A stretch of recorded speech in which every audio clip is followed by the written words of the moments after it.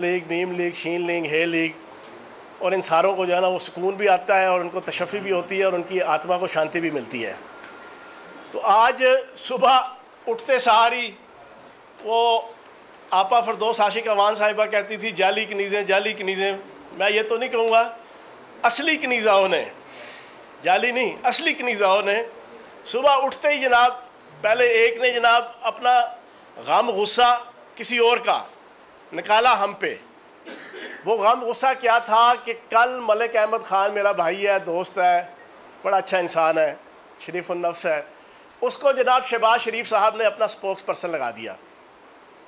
क्योंकि शहबाज शरीफ साहब को वो जो असली कनीज़ है जना बेगम सफदर अवान साहिबा की पंजाब लेवल की, उसके ऊपर एतमाद नहीं है, भरोसा नहीं है।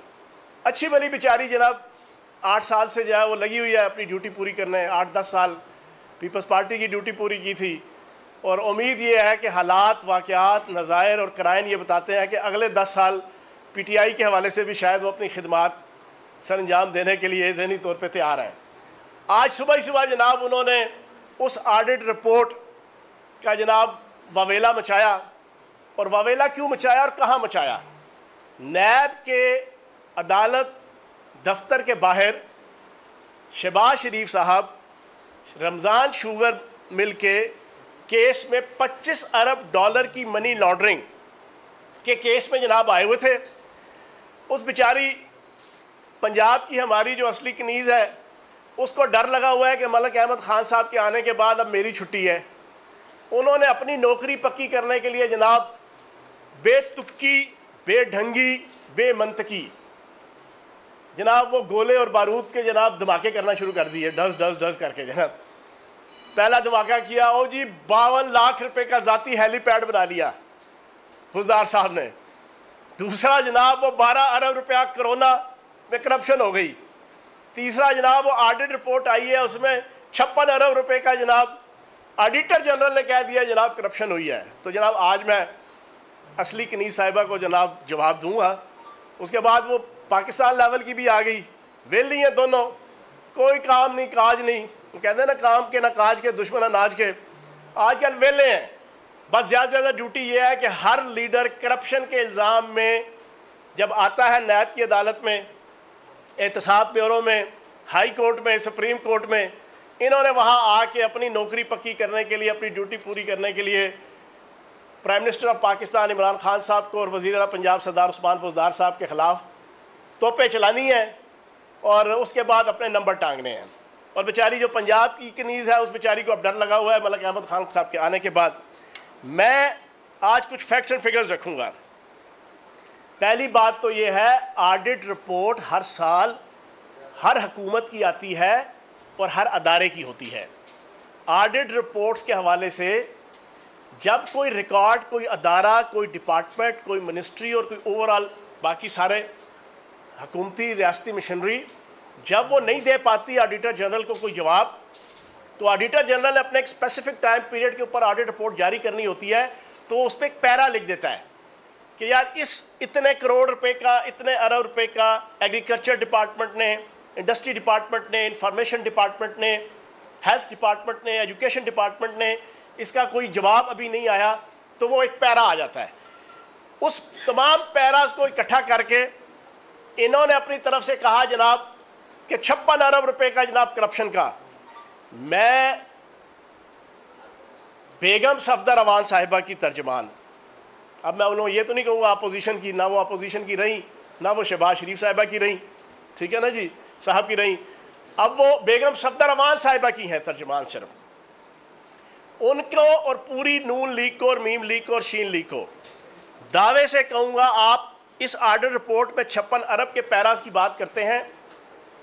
2008 से लेकर 2018 तक आप 10 सालों की ऑडिटर जनरल की रिपोर्ट मंगवा लें, अगर किसी एक रिपोर्ट के अंदर भी इनके नाम नहाद शहबाज शरीफ साहब कातिल आला के दौरे हुकूमत में किसी एक साल में भी 100 अरब से कम की अगर ऑडिट पैराज ना हुए, तो मैं पूरी कौम के सामने जना इस तरह हाथ जोड़ के माफ़ी मांगूंगा।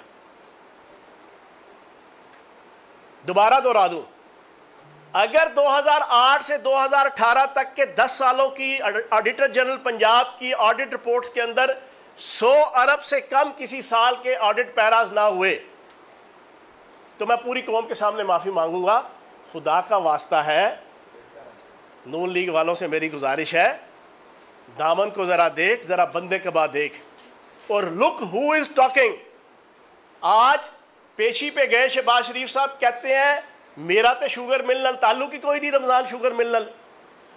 कल ये उसी तरह कहेंगे जैसे पनामा के अंदर नवाज शरीफ साहब ने कहा था मेरा तो अपने अब्बा जी के साथ ताल्लुक ही कोई नहीं। सारी दुनिया ने सुना है, देखा है। और उस पनामा केसेस के अंदर नवाज शरीफ साहब ने डाला पे, बेटों ने डाला अब्बा जी पे, अब्बा जी ने डाला अपने अब्बा जी पे। अजीब इन्होंने गेंद समीउल्लाह से कलीमुल्लाह, कलीमुल्लाह से समीउल्लाह वाली कहानी खेली और पूरी कौम के जना दिमाग की चटनी और दही बनाई थी, एग्जैक्टली वही तारीख दोहराते हुए। आज शहबाज शरीफ साहब ने इनकार कर दिया और आप लिख लें, इन्होंने अगली पेशियों में कहना है मेरा हमजा शहबाज और सलमान शहबाज के साथ कोई ताल्लुक नहीं है। पता नहीं कौन ने, कहते पुत्र ने, कल ये भी कह देंगे। हालांकि हकीकत ये है, रमज़ान शुगर मिल, सलमान शहबाज, हमजा शहबाज और फिर वहाँ से बाकी फैमिली भी, ताए की फैमिली भी, रिश्तेदारों की भी, अजीब कुमन केरियाँ जो वादा माफ गवाह बता चुके हैं।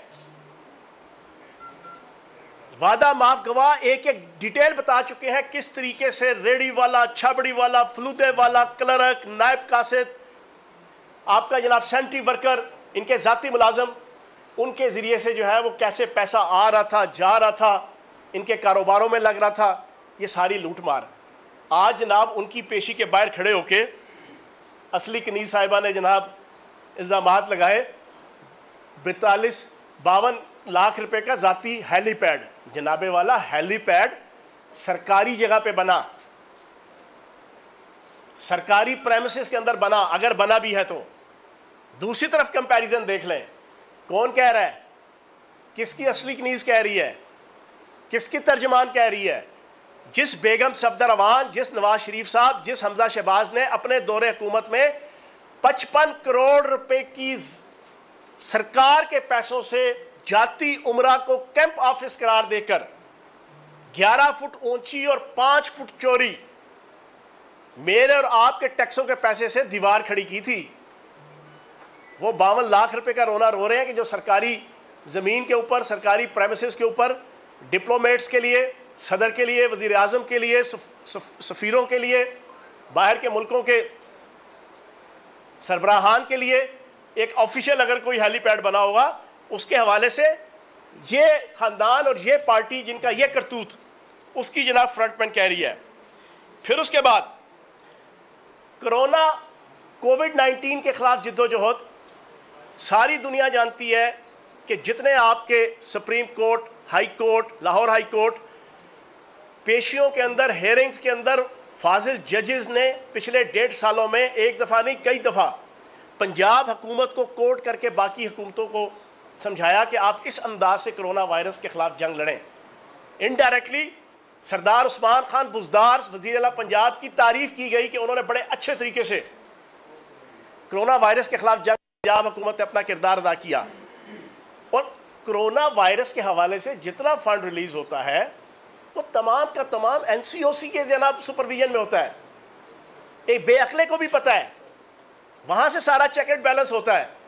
लेकिन वो बेचारी असली कनीज़ ने जनाब वो मलक अहमद ख़ान साहब के आने के बाद अपनी नौकरी बचाने के लिए आज अजीबो गरीब किस्म की बेतुकी बातें जनाब, जैसे वो 12 अरब रुपये सरदार उस्मान बुज़दार साहब अपने घर ले गए हैं, जैसे ये ले जाया करते थे। इन्होंने तो जनाब 2-4 डायरेक्टर रखे हुए थे ग्रेड 1920 के CM सेक्रेटेरिएट में, वो नसार गिल और इस तरह 1-2 नाम हो रहे हैं, इस वक्त मेरे ज़हन में नहीं, जिनका काम होता था सरकारी लैंड क्रूज़र सबज नंबर प्लेट पूरे पंजाब से जनाब हर DC कमिश्नर, AC, सरकारी जनाब डिपार्टमेंट्स के हेड, उनसे करोड़ों रुपए की महीने की गुराई करते थे और ला के जनाब CM ऑफिस से फिर आगे मनी लॉन्ड्रिंग के लिए पूरी दुनिया के बाहर ममालिक और उनके अकाउंट्स में, और फिर वहाँ से इधर ये सारी बंदरबांट इन्होंने लगाई हुई थी जो नैब वाले, FIA वाले बता चुके हैं, जिसका एंड रिजल्ट अगले 1.5 साल के अंदर आ रहा है। अगले 1.5 सालों में शहबाज शरीफ, हमजा शहबाज और इनके बाकी जितने करता धरता है अपने मंतकी इंजाम तक पहुंचने वाले हैं। वो सारी चीज़ें बताई हुई हैं। उनकी जनाब फ्रंट मैन जो है वो आके यहाँ पर कोरोना वायरस के हवाले से जो एक अच्छी परफॉर्मेंस सरदार उस्मान बुज़दार साहब की वज़ीर आला की हैसियत से और पंजाब हुकूमत की, उसको आसमान पे थूकने के मुतरादिफ है। वो अपने पे आके गिरेगा। और फिर ऑडिट रिपोर्ट्स के हवाले से मैंने आपके सामने रखा, एक चीज़ सारी दुनिया जानती है, साफ पानी कंपनी, सस्ती रोटी, food stamp program, orange line train, Ashiana housing scheme, Danish school, ये जितने मेट्रो के प्रोजेक्ट्स पे आपके ऑडिट पैरास मौजूद हैं कि कितने कितने हुई। वो नारोवाल के अरस्तु और काना काचा के सुकरात जो है वो आपके सेक्रेटरी जनरल क्या नाम है, डॉक्टर एहसन इकबाल, चौधरी एहसन इकबाल साहब, उनके भाई को जनाब 95 करोड़ रुपए का जनाब सिर्फ फूल पत्तियां लगाने का मेट्रो के नीचे ठेका दे दिया गया। फूल पत्तियां लगाने पे 95 करोड़ रुपया। इस तरह की लूट मार करने वाले। और फिर ऑरेंज लाइन ट्रेन का आज इन्होंने बड़ा दावा किया। आज पूरी पाकिस्तानी कौम के सामने बार बार आप सुन चुके हैं, एंकर हजरात भी, तजिया निगार भी, पब्लिक भी, आज दोबारा दोहरा दूँ। ऑरेंज लाइन ट्रेन लाहौर बताया गया था कि एक प्रॉफिटेबल बिजनेस होगा, प्रॉफिटेबल प्रोजेक्ट होगा, 2.5 लाख आवाम डेली के उसके बेनिफिशरीज होंगे। हकीकत ये है 2.5 लाख के बजाय सिर्फ 50,000 अफराद जो है वो डेली मुस्तफीद होते हैं। फिर डेली मंथली, ये पूरी पाकिस्तानी कौम सुन ले, 60 करोड़ रुपया महीने के अखराजात हैं, ऑपरेशनल कास्ट 60 करोड़ रुपया। और इनकम बताओ कितनी है, सारी पाकिस्तानी कौम दिल पे हाथ रख के सुन ले, 7 करोड़ रुपया। 60 करोड़ रुपया आपका खर्चा है, 7 करोड़ रुपया आपका आमदन है। 53 करोड़ रुपीस जनाब महीने के डेफिसिट सिर्फ ऑपरेशनल कास्ट में है, जो तकरीबन 7 अरब रुपया साल का बनता है सिर्फ ऑपरेशनल कास्ट में। और फिर आगे जो कर्जा लिया हुआ है उस कर्जे की अदायगी और सूद की मद की अदायगी में 15 से 20 अरब रुपया साल का ये वाइट एलिफेंट, जिसमें से अपनी करप्शन तो इन्होंने कर ली, अपना तो पैसा हींट लिया, अपनी तो लूट मार कर ली, आवाम के लिए, पंजाब के ख़जाने के लिए और पाकिस्तान के ख़जाने के लिए एक वाइट एलिफेंट छोड़ा, लेकिन हमने उसको जारी रखा। और अपनी बात को इख्तिताम की तरफ ले जाते हुए फिर सवाल जवाब करेंगे। वो ख़ानदान जिसकी करप्शन, लूटमार, मनी लॉन्ड्रिंग के चर्चे पूरे हिंद और सिंध में, चरिंद और परिंद में गूंज रहे हैं, नामी गिरामी डिस्टिंक्शन है उनकी, पीएचडी नहीं पोस्ट डॉक्टरेट, जिन्होंने करप्शन के अंदर, मनी लॉन्ड्रिंग के अंदर, टकेमारी के अंदर, पैदागिरी के अंदर, नौसरबाजी के अंदर, मुल्क दुश्मनी के अंदर, रियासत दुश्मनी के अंदर, रियासती अदारों की दुश्मनी के अंदर, फौज की दुश्मनी के अंदर, पाकिस्तान के इंतहाई काबिल एहतराम अदारों की दुश्मनी के अंदर जिन्होंने पीएचडी और पोस्ट डॉक्टरेट की हुई है, वो आज आके और उनकी असली कनीज़ाएँ वो आके हमें बताएंगी कि रियासत की अहमियत, और फिर उस्मान बुज़दार साहब को समझाएंगी जिन्होंने इंतहाई शराफत के साथ, दयानतदारी के साथ सूबे की 3 साल में खिदमत की है। और आखिरी दावा करके, इनको तो छोड़े ना, ये जो नून लीग, मीम लीग, शीन लीग है, मैं दावे से कहूँगा 3 साल के जो अभी दौर गुजरा है, सिंध हुकूमत जो इस वक्त हमारी एक अपोनेंट हुकूमत है पार्टी की, अपोनेंट पार्टी की, मैं चैलेंज देता हूँ 1 to 1 मेरे साथ कोई बैठ जाए उनका स्पोक्स पर्सन, मैं साबित करूँगा कि सरदार उस्मान बुज़दार साहब ने 3 सालों के अंदर हर शोबे ज़िंदगी में, तालीम, सेहत, कोरोना, टैक्स रेवेन्यू कलेक्शन और हर फील्ड के अंदर, एजुकेशन, ज़राअत, सनत, जिस शोबे पे आप हाथ रखेंगे, अल्लाह पाक के करम से, पाक के सदके जो है वो सिंध हुकूमत से कहीं बेहतर परफॉर्मेंस दी है, कहीं बेहतर परफॉर्मेंस दी है। ये एक चैलेंज है मेरा।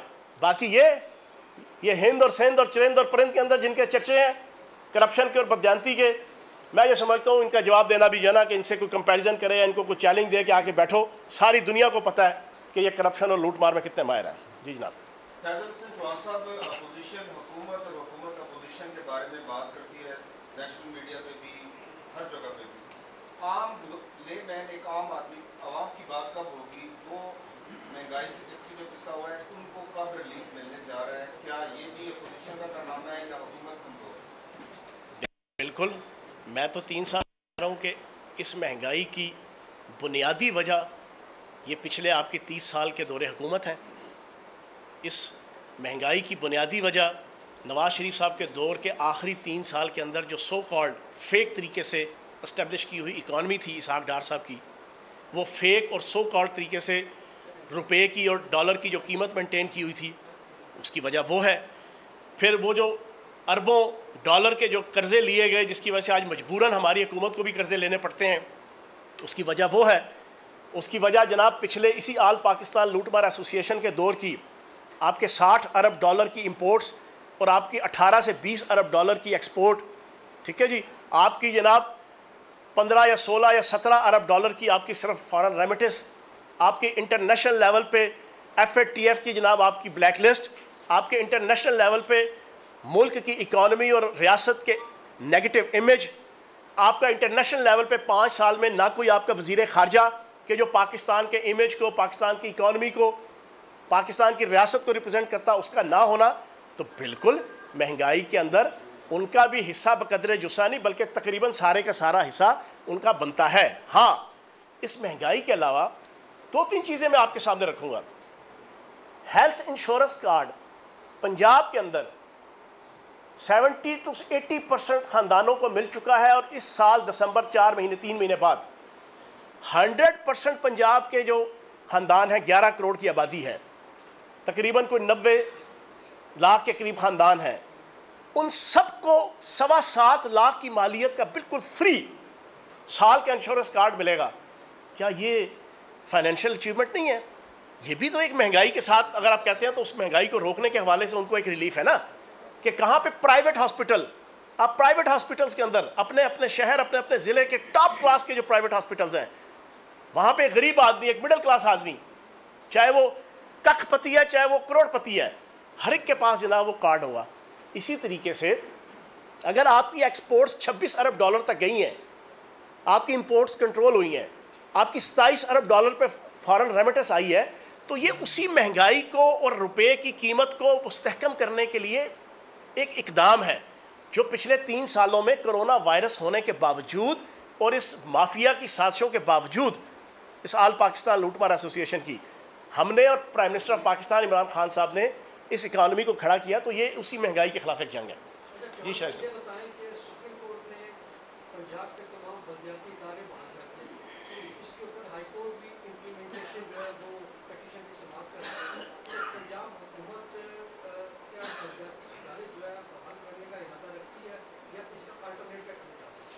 देखिए, सुप्रीम कोर्ट ने फैसला दे दिया तो उसके बाद ख़त्म। बाकी इंशाल्लाह इलेक्शन हम जनाब उम्मीद है कि मार्च अप्रैल के अंदर आपके बलदियाती इलेक्शन होंगे और उसके हवाले से जो छोटी मोटी कोई इश्यूज़ हैं हमारे इत्तेहादियों के दरमियान, वो मेरा ख्याल है कि 4 से 6 दिन के अंदर वो भी सॉर्ट आउट हो रहे हैं और इंशाल्लाह इलेक्शन होंगे। जी जनाब, सेकंड लास्ट क्वेश्चन चौहान साहब, तुसी फिर अच्छा, पंजाब हुकूमत की जानिब से NCOC की निशानदेही में नोटिफिकेशन भी जारी हो गया, रावलपिंडी भी शामिल है, तालीमी इदारे बंद और SOPs पर मुकम्मल अमल, लेकिन रावलपिंडी, टेक्सला और यहाँ पे सूरत हाल कोरोना की बहुत ज़्यादा है।